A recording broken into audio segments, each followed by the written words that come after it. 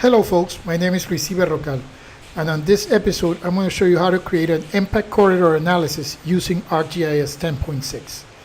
If you like my tutorials, please subscribe to my channel. Now, if you want to follow along the tutorial, you can find the data at bit.ly/luisciberrocal_corridors_data. Now, we're going to do, an electric company is going to set high power lines along a main highway in Cocle, which is a province in Panama. We want to assess the impact of the power lines construction on forested land. Now, we are going to extract the highways from our street feature class. For that, we're going to click here on selection. We're going to select by attribute. We're going to make sure that we have our layer selected as streets. We're going to select tipo, which is type. We double click here. Equals. I'm going to get all unique values. I know my highways are type 1. I'm going to do apply. As you can see, I have selected the highways here. With my highway selected, I'm going to right click on streets. I'm going to click on data, and I'm going to click on export data. I'm going to click on browse. And I'm going to name this, my feature class, highways. Highways. Save. I'm going to click OK. I'm going to click yes, so it'll add it to my map layers. I'm going to deactivate. I'm going to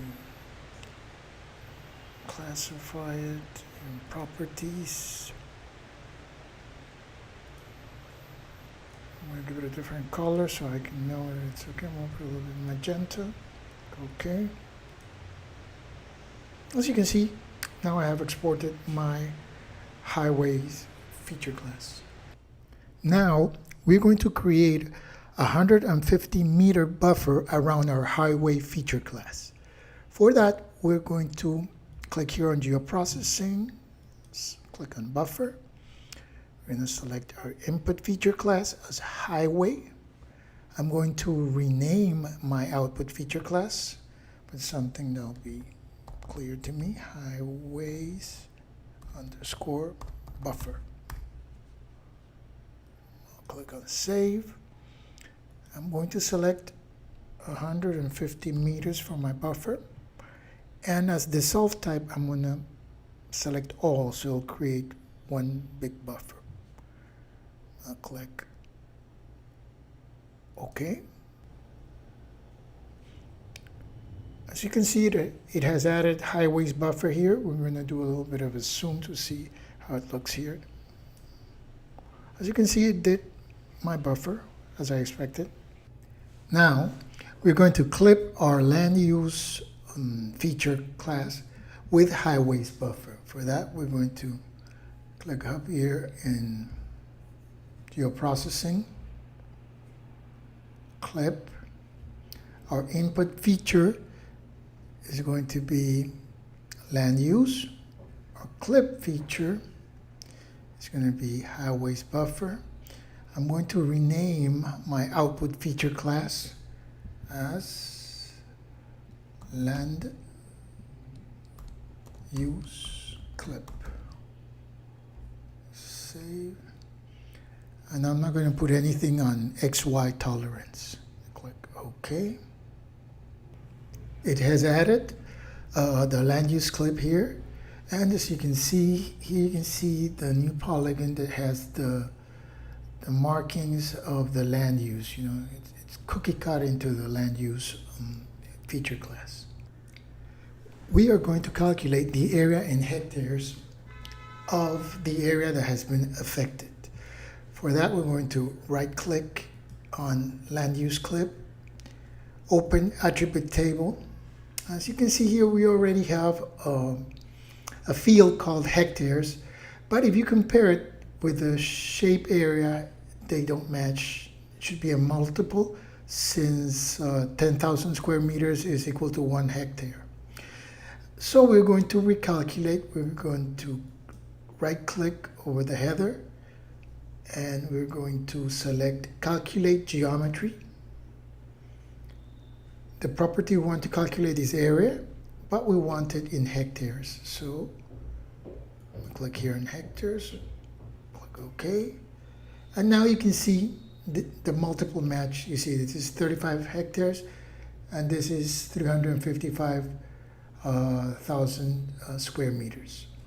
Now we're going to create a summary table in order to know how much area of the different classifications we have. For that, we have to add up our land uses areas. Here, the column class underscore 2008 is where my classification is. We have otros usos, which is other uses, rastrojos, which is shrubs, bosque intervenido, which is affected forest.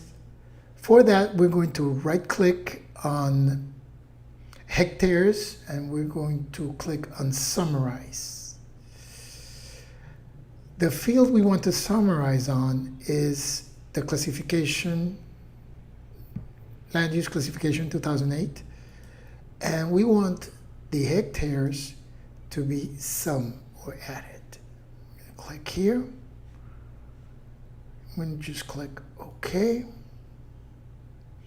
Now I want it to be added to my map. I say yes. I'm going to close this. And here you can see I have my sum output, which is a result. I'm going to open it.